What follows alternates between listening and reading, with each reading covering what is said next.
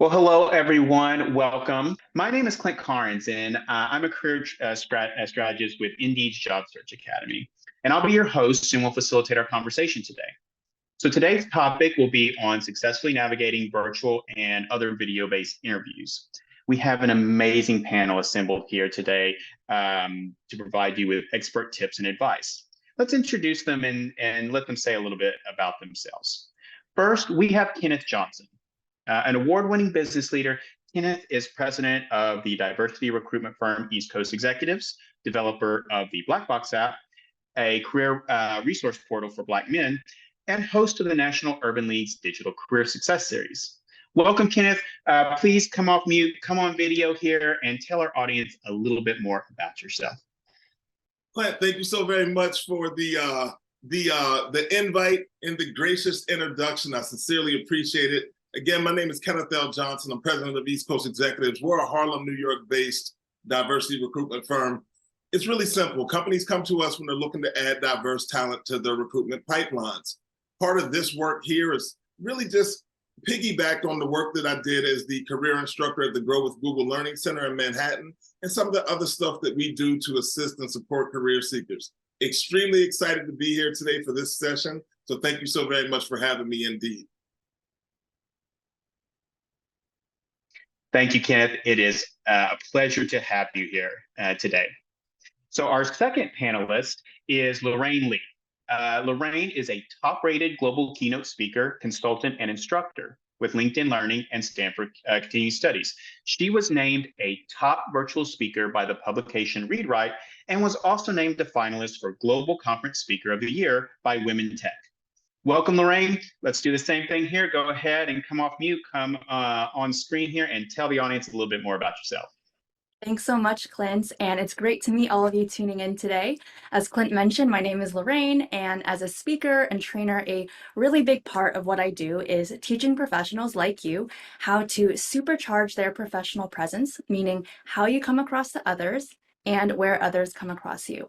And of course, a really big part of professional presence is your video and virtual presence, especially in this day and age when 82% of employers are using virtual interviews and 93% want to continue using them. So it's certainly going to be important when you're interviewing for a new job, and it's going to continue to be important once you are in that job. So I'm really glad we're going to be tackling this topic today. Excellent, Lorraine. Wonderful to have you here as well. I also want to take the time to recognize, and Kenneth, feel free to come back on screen here as well. Before we jump in here, I wanted to take the time to recognize the wonderful team I have around me to help make this webinar a success. First, we have Matt, who's going to be behind the scenes producing the webinar.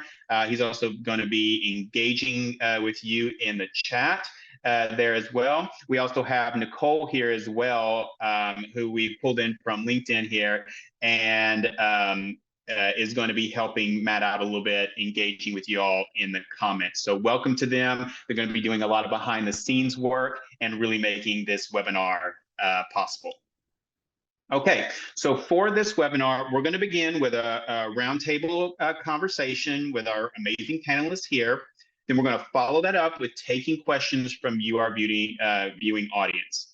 And if you would like to ask a question, you can drop a question in our Q&A tool, okay? So to find that, if you go to the command bar, which is usually at the bottom of your Zoom screen, you'll find a Q&A icon. You click on that and you'll be able to both add in any question you may have or even upvote questions that have already been submitted. So feel free to do that at any time. You can start now if you want to. We would love to see those questions kind of lined up and ready to go when we get ready for our Q&A session later. Finally, we've got a worksheet that you're going to be able to download, and Matt's going to help you out with that. It contains, in addition to containing some space where you can write notes based on our topics that we have lined up for today, you will also find some helpful resources from Indeed that can assist you in managing your career throughout your career. Okay, so with that said, let's get on with our discussion here, what y'all really came here to see. Okay, so we have a couple of topics lined up here. Our first topic is going to be on the topic of preparation. Figured let's just start with the very beginning, and that's before we're even getting into that virtual interview. Now, many of our audience are probably familiar with preparing for in-person interviews. But what are some key differences in preparing for a virtual interview compared to an in-person interview that people may need to be aware of? And I want to lead off with you, Kenneth, here on this question. You know, I love the segue and the setup for today because there were some technical challenges, right? And I know Lorraine's going to speak about, you know, making sure that the tech's tight, but life happens, right? So we have to prepare and we have to not get too nervous and caught up in that. So I think, you know, just from a sheer non-technical standpoint, preparing for a virtual interview and a face-to-face in-person interview, a lot of the pillars are the same, right? You want to do your research, not only on the company, the position, but also on the interviewer if you have that information, right? So you want to do your research, you want to prepare, you want to arrive early in the Zoom room or the Teams room or WebEx, whatever it is that you're using. But most importantly, you want to make a connection with the individual that's interviewing you. And sometimes that's all about your energy and the nonverbals and making eye contact and things of that nature. So it's really important to approach your virtual interview very much like you would approach a face-to-face. But the thing is, virtual interviews tend to be a little shorter. So it's really important that you build rapport early in the conversation. So try to make a connection, try to stay engaged, and do your best moving forward, telling stories of your accomplishments and successes in the past. And that hopefully will lead you into a very conversational interview. And those are the best interviews as far as I'm concerned. So that's kind of my way that I think people should really focus on preparing. Stick to some of your principles, but also remember to stay engaged. And sometimes that's hard to do in a virtual setting.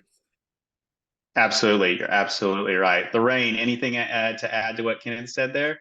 Yeah, well, I think Kenneth touched on a lot of really great points. So definitely the foundational pillar pieces of a strong interview are going to be consistent across both. There are things that you're going to have to consider to add a little oomph to, like your engagement, as Ken said. And there's going to be a lot of other considerations as well. So whether it be the technical setup, like, you know, a little bit of what we experienced here today, or maybe, for example, how your background looks. So there's going to be a few other kind of key differences when it comes to virtual. Okay, well, that's a great segue into our next topic, which was setup. So, you know, we prepared and now it's the day of, we need to get our interview space set up. So what are some of those important do's and don'ts when it comes to setting up one space for a virtual interview? And Lorraine, I'll let you lead out on this one this time.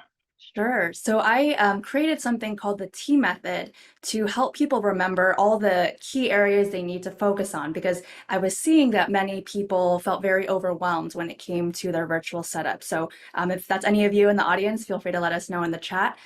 So T method stands for tech, energy, and aesthetics. And when it comes to our setup, we're going to really want to focus on the tech and aesthetics piece. So when I think of tech, I think of an external webcam, for example. I have an external microphone here with me. You might think about enhancing your setup with some additional software. So for example, I am using a software called Crisp right now, KRISP, and Crisp cancels out a lot of background noise. So if you're in a noisy environment, that's something to consider.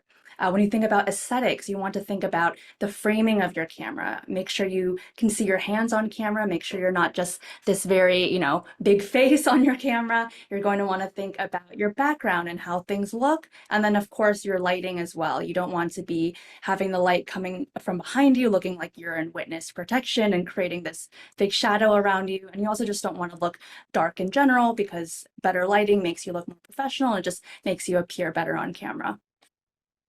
Awesome. Excellent tips there, Lorraine. Lorraine's the master of this when it comes to this setup stuff. Kenneth, what do you have to add here? Oh, Kenneth, you're still on mute. I love the things that Lorraine was speaking about and the different tools that one can use to enhance their virtual presence. I will suggest, though, that people kind of experiment with what works for them, right? Prior to the interview, maybe get a friend and get on Zoom and kind of run through some of the technology, because you don't want to do that the day of, right? So practice is important in that setting, but wow, what great resources and tools. Yeah, yeah, absolutely. And we can't stress that enough, the ability to practice everything as much. There's some stuff obviously that you can't practice and be prepared for ahead of time, but as much as you can practice for this stuff and run through and everything, just so you're familiar with it and you're not having, because I mean, let's be honest, your mind is going to be on so many other things other than how is your everything set up, how do you look, what does your background look like, all of that. You really want your focus to be on what we're going to be talking about next, which is actually interacting with the person or persons on the other side of the camera there. And so let's dive into that a little bit here. Oh, okay. So we have a quick question. I think we can stop. Somebody asked what the acronym for setup was again, Lorraine, if you want to share that one more time. Yes, it's called the T method. So tech, energy, and aesthetics.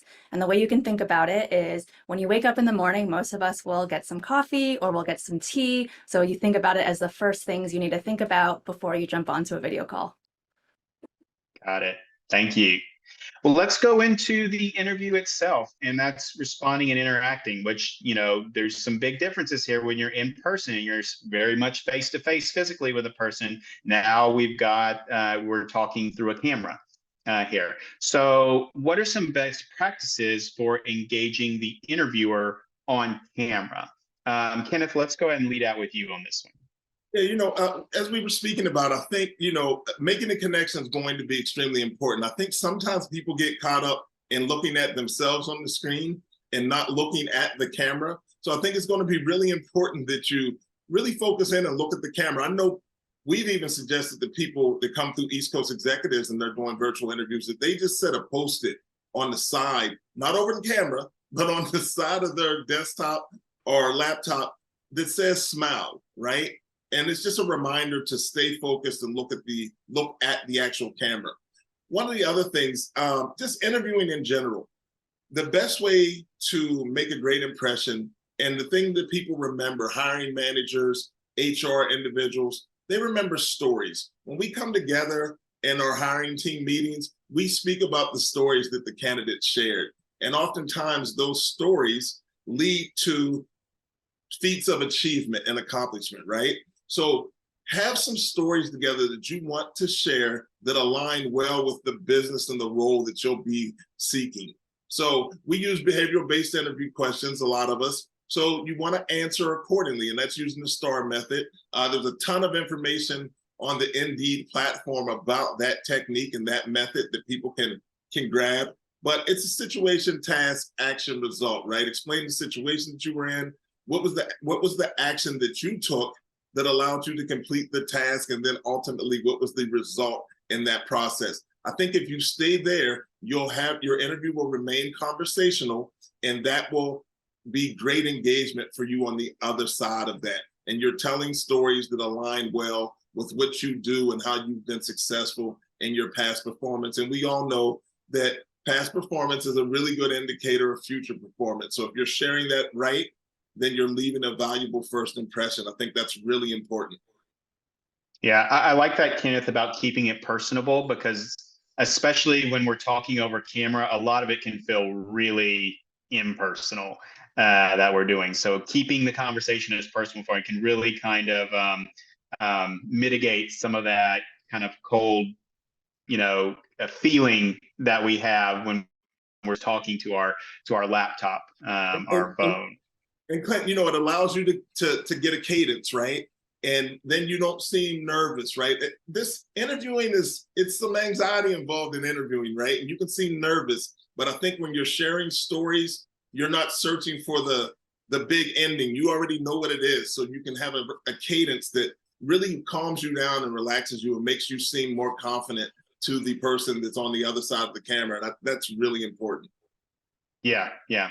Especially because it's really like they're just looking straight at you in that camera. It's all you that they're looking at. Even, in person, yeah, they're doing that too, but they're still, you're still in a room. There's a lot else going on. It's on a laptop. It's you and them, your face and their face, right there. Well, Lorraine, I want to get to you because I know you mentioned with TEA, you mentioned a focus on energy as well. So if you want to talk, because this kind of really rolls into this particular topic, if you want to talk a little bit more about that aspect. Yeah, definitely. So the energy piece in T is, I mean, it's all about the engagement. So what Ken said about smiling, yes, definitely encourage you all to do that. There's this, I like to say on video, we all kind of naturally show RBF, which stands for resting business face. And essentially what that means is on camera, for whatever reason, just naturally, we all just kind of have either neutral or angry-ish expressions on camera. And so really that smile is going to make a really big difference in the energy and just showing that you even want to be there. So that's definitely something you should all do. And then you've probably seen me using a lot of hand gestures so far on this call. And so hand gestures are also really important. We talked about framing when it comes to aesthetics. So showing your hands on camera can make you seem more trustworthy, make you seem more personable, warmer, energetic. So there's just a lot of really positive things associated when you can show your hands on camera. And of course, if you see me moving around like this, it is adding a little bit of energy into the conversation as well, right? One other thing I would say is that, you know, on calls, there's a lot of small talk going on. And so the way you start off your introduction, the way you introduce yourself is also going to make a really big difference in setting the tone of the call. So Clint, you had music playing, for example. Like I love when webinars have music because it's kind of getting people pumped up and it's not just this awkward silent room. So, you know, beyond just the how are you, maybe you ask something like, you know, what was the highlight of your weekend, or what are you most excited about coming into this week? So asking those more unusual questions will break the conversation out of autopilot and really allow you to connect a little bit more with the person on the other side of the camera. Absolutely. Absolutely. Yeah. All these little things. The thing is, these are things that we don't, when we're thinking of an interview, we're so focused in on answering the questions in a certain way, or, you know, we're focused in on the content of it. We don't think of those little things and those, especially all those little nonverbal things and the impact it can have on the perception that the other person has there. We want to think that the person, the employer, the interviewer is just focused solely on what we're saying and the content of what we're saying, but it's still a human being that's on that other side there, and they're making perceptions about yourself based on a whole lot of other things that are going on that screen. Exactly. Yeah. Well, I want to take a quick break and just let everybody know that if you have any questions that you're going to want to ask Kenneth and Lorraine when we get to our question and answer session, which we're coming up to very, very soon. We have one more topic to talk about here, and then we will get to that. Feel free to add them in the Q&A section there. Again, that is in the command bar at the bottom of your screen, or it's usually at the bottom of your screen. You'll see a Q&A button. Feel free to ask your questions. Lorraine and Kenneth are here to answer any questions you may have regarding this topic today, or really interviewing in general here. We want to be here to answer your questions. All right, let's get to our final topic we have here, and we're going to take a bit of a detour and talk about a specific type of video-based interview that is a little bit different from the traditional virtual interview where you would be on Zoom or Microsoft Teams or something along those lines.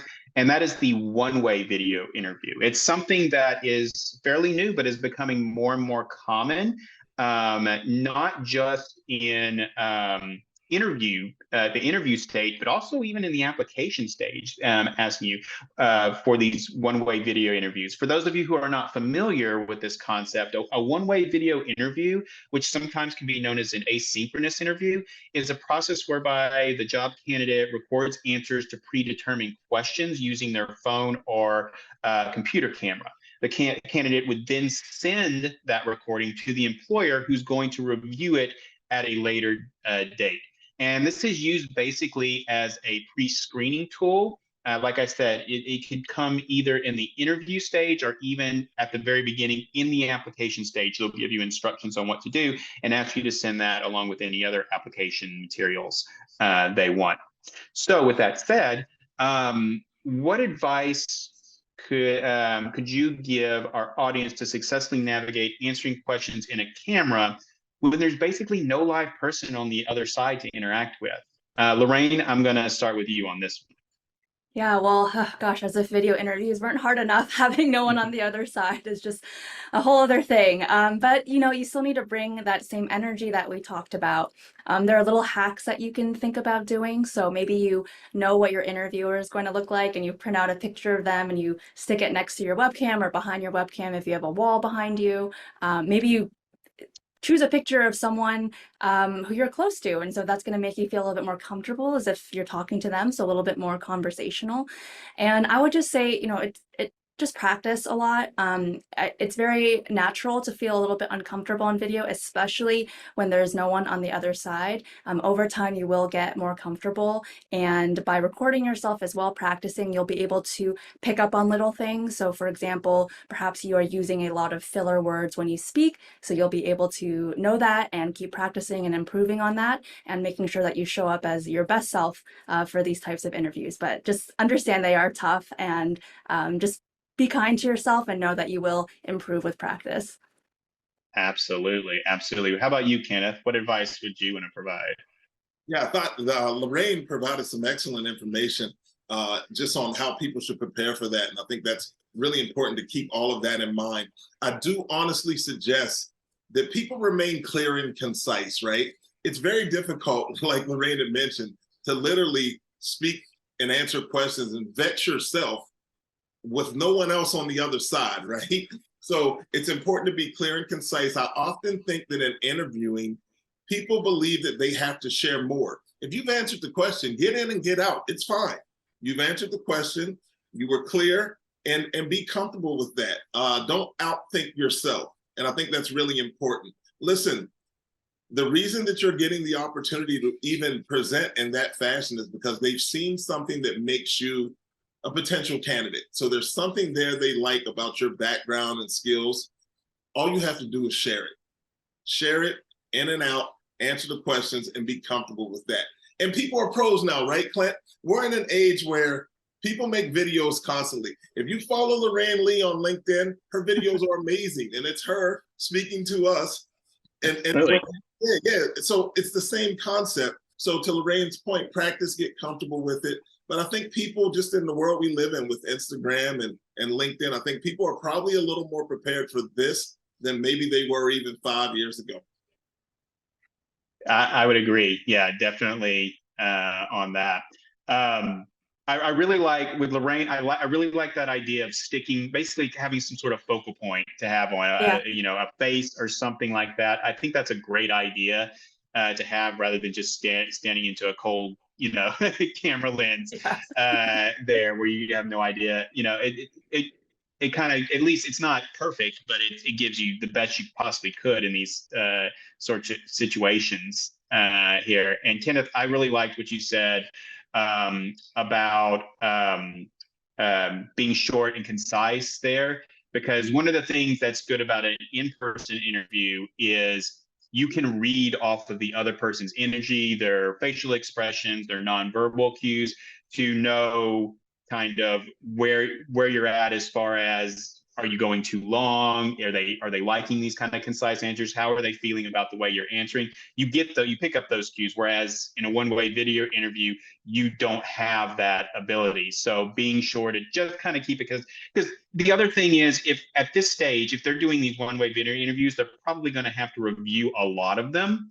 And they're not looking to review a video that just goes on and on and on because all your questions. They're probably going to cut it off at some point and be like, they've got a set amount of time to review these. And they're like, I can't go through this whole thing. So concise is definitely the way to go with these. I would add, Clint, in addition to being concise, one way that can help you with that is, numbering off what you're going to say. Like, okay, I'm going to share three situations that happen, and it also gives the interviewer a sense of, okay, how long are you going to speak for? They're going to cover three things. It just gets people more mentally prepared, and then also helps you stay organized and structured to make sure that you don't end up rambling. That was a great tip from you, Ken, about keeping things concise. Yeah, there was a study where they said the average recruiter spends about 6 seconds looking at a resume. So those are the same people that are reviewing these questions and answers, right? So they're probably, to Clint's point, they probably don't want to spend a ton of time. I'm sure they're engaged and they're looking for something. Once you give it to them, they have it. No need to keep laboring on about it. So yeah, try to be clear, concise, and give them what they're asking for. Perfect, perfect. Well, with that, we have some questions coming in here, and we can go ahead and get started with that. Again, everyone, feel free to get these questions rolling. We've got some, but please, we've got plenty of time here to answer your questions, and we would love to answer them here. I'd love to start out with a question that's coming from a couple of places here, and that is about the background here a little bit. So we touched on a little bit about, setting and all of that, but if we want to get specific, people are asking, is it okay to blur a background? Is that something that can be considered professional? So let's dive into the background itself here, and let's talk about a little bit more about what we can consider generally acceptable and what's not acceptable when it comes to a virtual interview. Lorraine, you want to kick off on that? Yeah, that's a great question. So when it comes to your background, I like to ideally not blur and ideally not do a virtual background. And there's a few reasons for this. The main one is that when we are on video, our brains are already working in overdrive to interpret body language, to interpret voice and tone, and to pick up on any micro gestures happening. And so we're tired. That's why we get tired on video if we're on it for too long. So when you have a blurred background or you have a virtual background, it adds another layer of work that the person's brain has to do on the other side, because you can kind of tell it's not fully natural. It's not, if it's blurry, like maybe things are popping in and out of the screen. So unless you have a green screen behind you, that virtual background, that blurred background is probably not going to be super precise, outlining your body, for example. Another good thing about backgrounds is that your whole home doesn't need to be perfect. It just needs to be these, 6 feet or so of space behind you. And so if you can kind of just ideally, maybe you have a wall behind you and you can decorate it a little bit. So you can see, this way, have some plants behind me. I have some pictures. So it's a natural conversation starter sometimes if people pick up on that. I have pops of color. And so just little things here and there. It doesn't have to be anything super fancy, but you just want something clean, something professional, ideally kind of settled in the real world, not the blur and not the virtual background. Excellent. Excellent. Kenneth, anything to add on that? Yeah, I love what Lorraine said. Clean, professional, a little color's great. It's interesting. You don't want to get so caught up in it that it takes away from you. You're interviewing, not your background, right? So, I used to work for someone and they shared with me, like, if you're wondering if what you have on, like your attire, is too much, then it is, right? And I think with the background, the same applies, right? If you're looking and thinking, is this too busy, or should this be on the wall?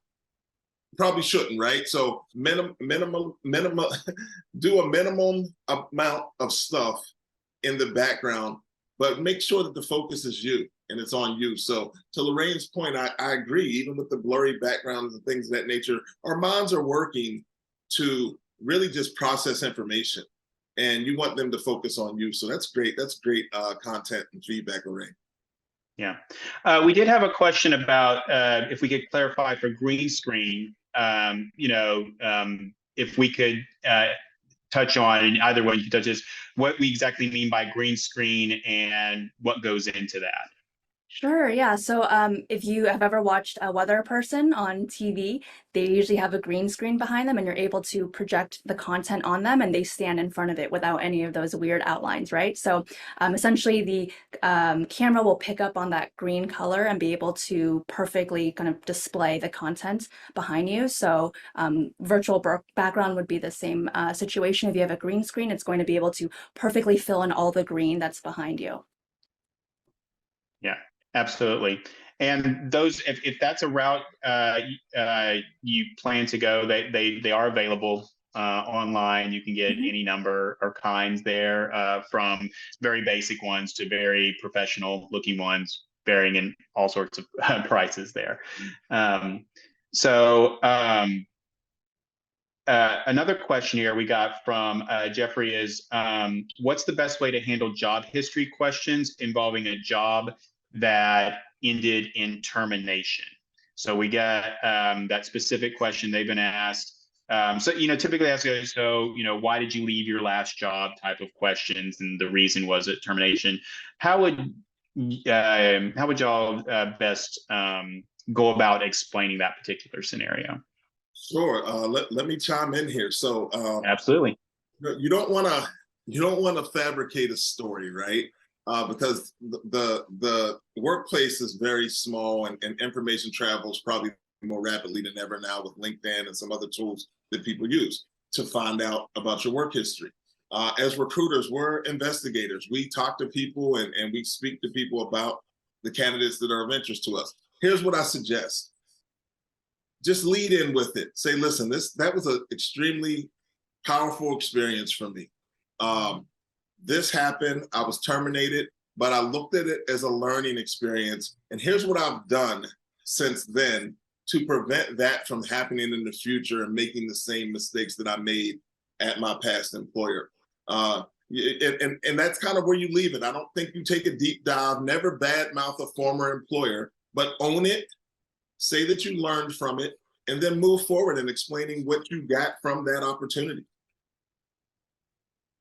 Yeah, I would agree wholeheartedly with that. And, absolutely don't badmouth them. That's not to say that you can't have those feelings of resentment against, because termination can be something that it can be very hurtful, very painful. So it's not that you don't have those. It's just that the employer, that's not exactly what they're wanting to talk about in that particular scenario. So there's really no need to, your interview is not a venting session, essentially, for your previous job.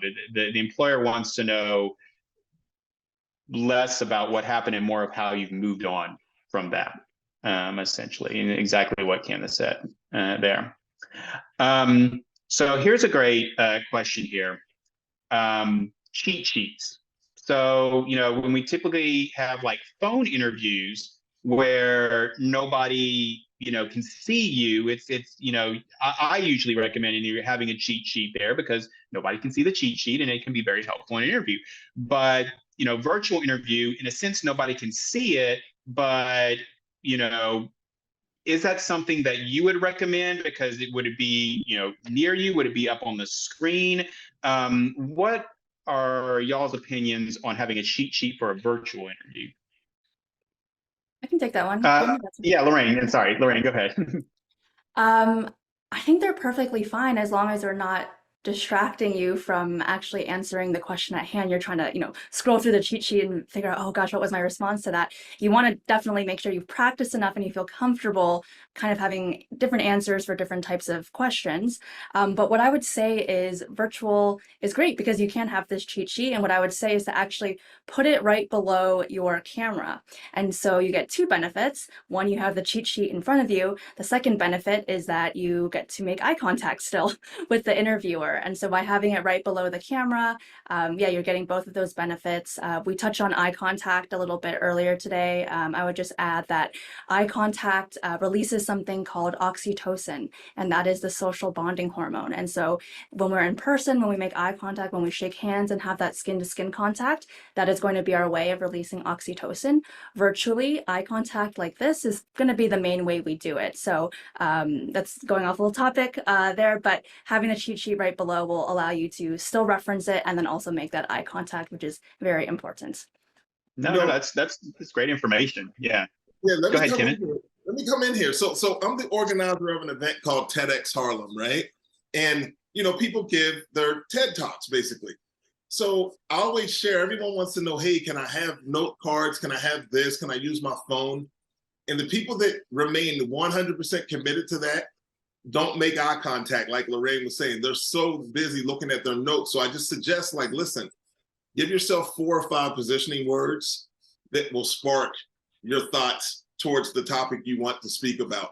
And it solves everything. So I think a cheat sheet is great, but don't make it a cheat novel, right? Just make it some solid points that allow you to get back on task into the conversation and to share the points that you want to share. Yeah, excellent point. I mean, both of y'all really hit it. The key here is eye contact. Here, I think from both of y'all here, that do things that are not going to take away your eye contact from the employer, because they're going to see that. Like we said earlier, all we're seeing between interviewer and interviewee is your heads, and so those eyes are laser focused on one another. They're going to see if you're constantly looking in a different direction and reading off of something. So the more you can do to maintain that eye contact, that's key. But if you can do that, then absolutely cheat sheets can be extremely beneficial here. Another question here is, as a fresh graduate with no experience, what can I discuss with an interviewer as a form of connection or story? So I'll let you lead out on this one, because you were talking about this earlier about really having those connecting stories in order to keep it personable. So what do we have for kind of early career folks who maybe don't have that big database of stories to draw from? So it's really interesting. You know, I think even in early career, we have stories. We just have to find out which ones are worthy of us sharing in that setting and for that conversation. I will suggest this. You always have the story of why you're interested in this particular opportunity, right? You don't want to go in and just say, oh, I saw the job was open and I decided to apply, right? You want to align yourself with the mission and the values of the organization.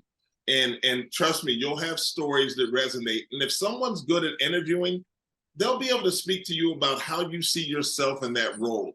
And listen, there's nothing wrong with having a 30, 60, 90, right? So here's what I'd like to accomplish in my first 30 days. And even if that's learning, that's fine.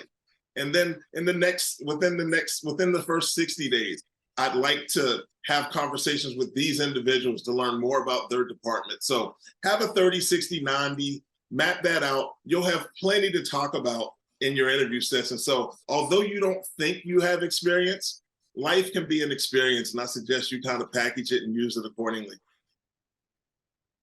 Yeah, absolutely. I think, because I one of my past careers was as a college career advisor, and this was a common, theme here. And one of the things that I think a lot of those folks really have in their mindset is that these stories, these backgrounds, have to come from a professional, full-time working experience. And if they don't, they're not appropriate for this particular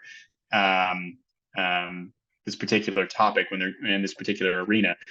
When in fact, most employers don't really care all that much about where it's coming from, just if you can clearly demonstrate that you have what they're looking for there. Where it's being drawn from is less important than that. So being able to look outside the box and look at more areas outside of just your, just jobs is a great way to bulk up that kind of toolbox of stories.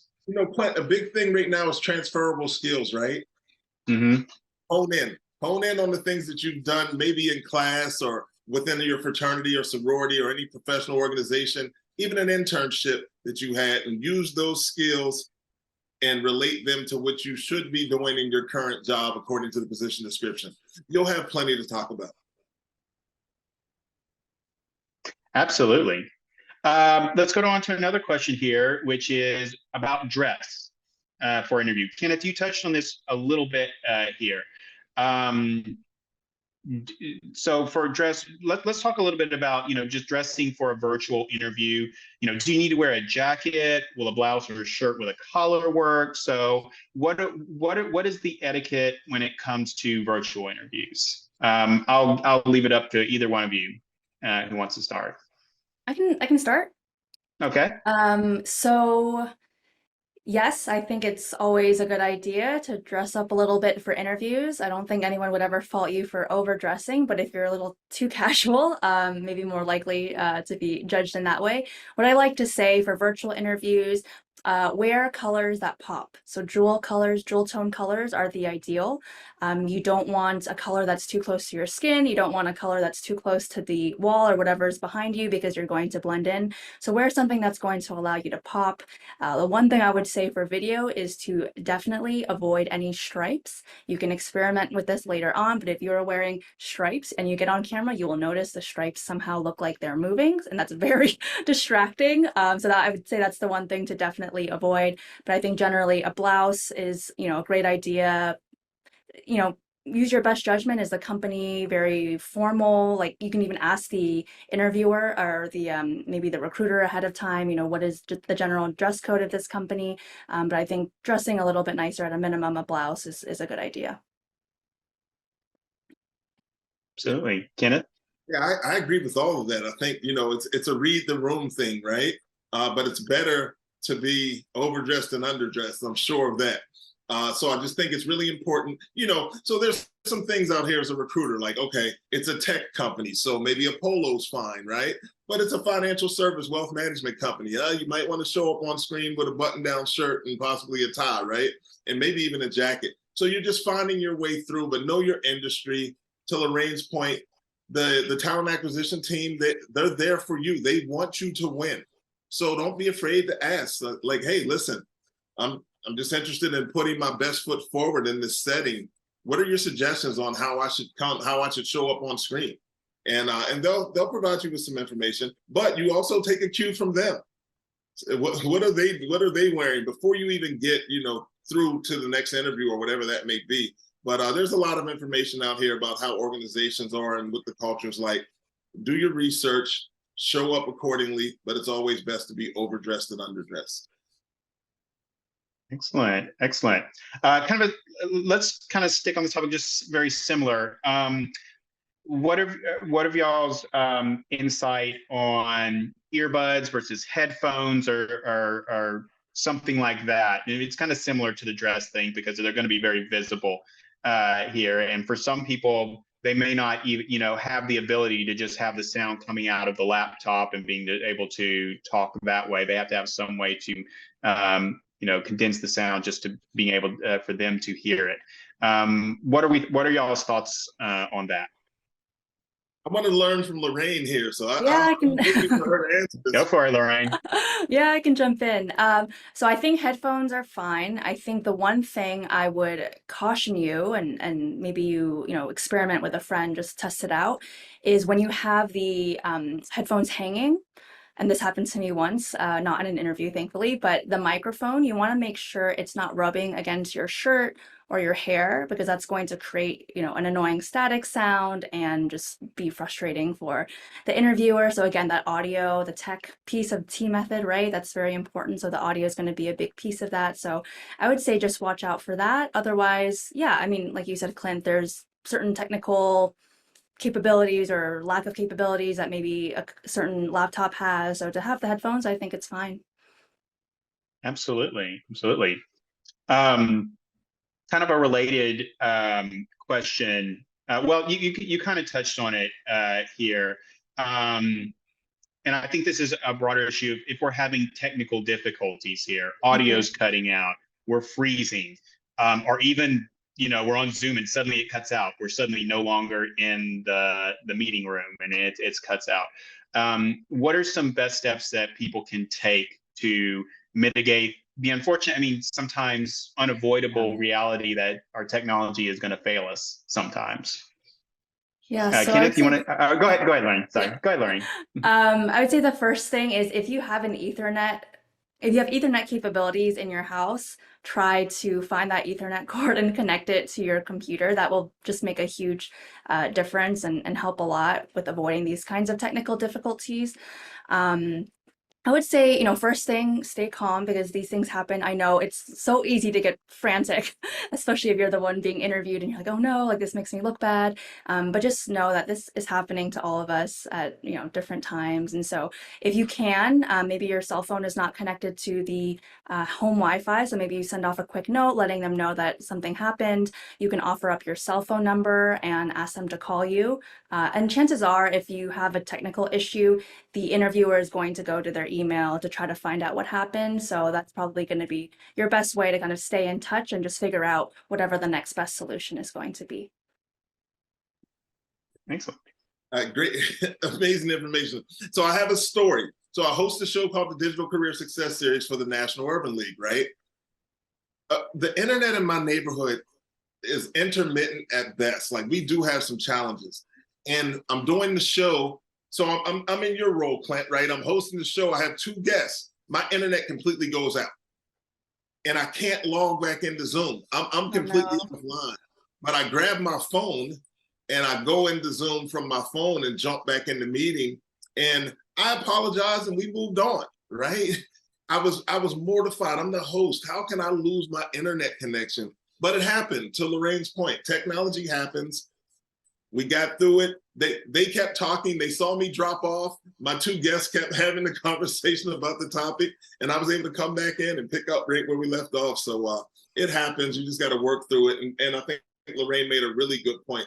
Probably start checking your emails, because whoever you were on with, they're probably wondering what happened as well. So just keep them updated and say, hey, I'm logging back on now. Yeah. And another good tip, and I'm sorry if this was covered, Lorraine or Kenneth, because I've been looking back and forth, lining up our remaining questions here. But there is a preparation tip you can take, and that is to provide a phone number or some way to contact if something like that happens. And if the employer doesn't initiate that, some will actually do that. But if the employer doesn't initiate that, that's a step you can take and let them know, okay, just to let you know, my phone number is this. If we happen to get disconnected, if you need to reach me, or you can simply ask them, if we get disconnected, what would be your recommended way of us getting reconnected if we're unable to get back into the Zoom or something like that. So those are proactive steps you can take, and will, I'm sure, impress the employer, that can help kind of mitigate some of those concerns. Yeah, one more, when Ken was talking, he reminded me, there's a tool called Speedify, and that combines pretty much like all available networks around you. So if one thing drops off, it picks up another one. So if some of you out there are having a lot of internet difficulties, that might be a tool that you want to check out. Where were you at like a month ago when I needed that information? Excellent.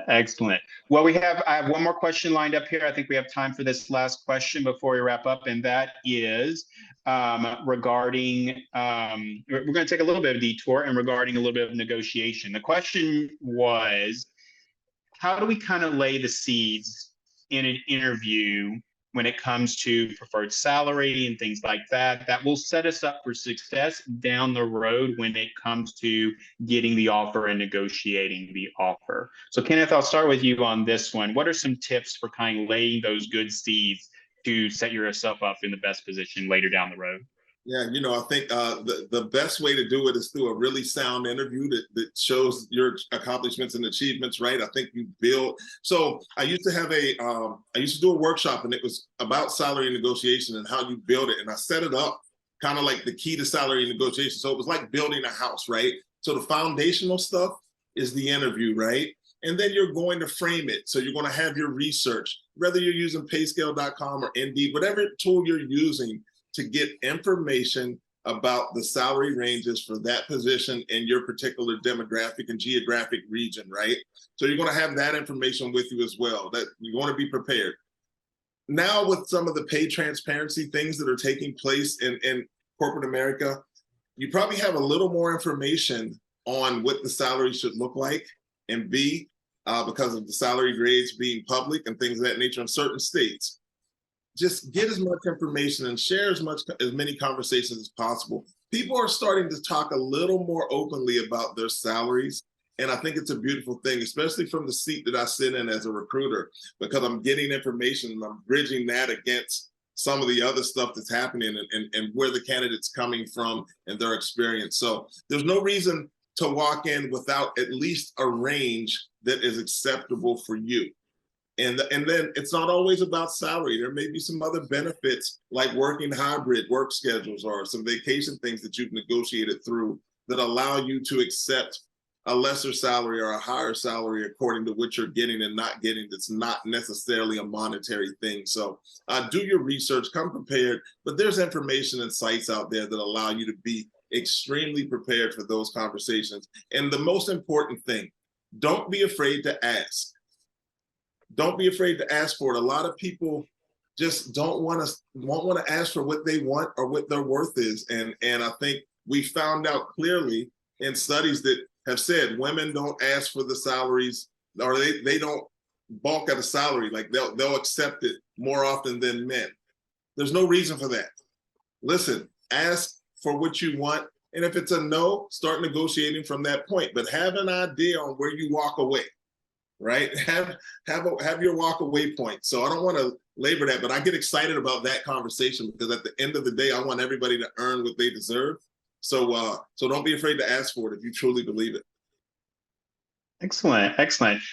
So Matt sent me one more question that I think will be good. And for those of you, if you're still asking questions, our moderators will be answering you here and sending you some stuff here. But one more question, I think a fitting one. End of the interview, when we're trying to say our thank yous and kind of cut off, the person who asked the question said that sometimes they are told not to drag out the end of the interview here too much, because that can be kind of a negative. So what would be your talking points, or what would you say would be the best template for kind of succinctly but thoroughly saying thank you in a way that's meaningful at the end of an interview?